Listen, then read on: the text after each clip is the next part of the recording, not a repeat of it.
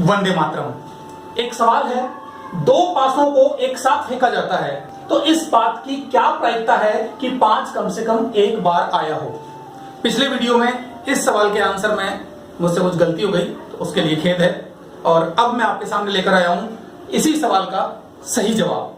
देखिए, दो पासों को एक साथ फेंका जाता है तो कुल 36 परिणाम हमें प्राप्त होते हैं। तो सबसे पहले हम ये लिख लें कि कुल संभव परिणामों की संख्या क्या होगी। कुल संभव परिणामों की संख्या है 36। अब हम बात करते हैं अनुकूल परिणाम। देखिए, 5 कम से कम एक बार आने के अनुकूल परिणाम क्या होंगे। आपको पहले ये बताया जा चुका है कि कम से कम का मतलब है कम अलाउड नहीं है, यानी इससे कम नहीं चलेगा, लेकिन इससे ज्यादा चल सकता है। कम से कम 2 गुलाब जामुन खाने, इसका मतलब 2 तो खाने ही हैं, इससे कम नहीं खा सकते।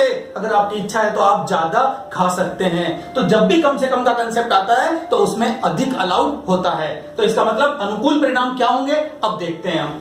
5 कम से कम एक बार आए तो देखिए, पहले पासे पर 1 और दूसरे पर 5 आ जाए, पहले पासे पर 2 और दूसरे पर 5 आ जाए, पहले पासे पर 3 और दूसरे पर 5 आ जाए, पहले पासे पर 4 और दूसरे पर 5 आ जाए, पहले पासे पर 5 और दूसरे पर 5 आ जाए। यहां एक 5 है, लेकिन इस जगह 2 5 है, क्योंकि बात कम से कम की है तो ये अलाउड होगा। अब चलते हैं आगे।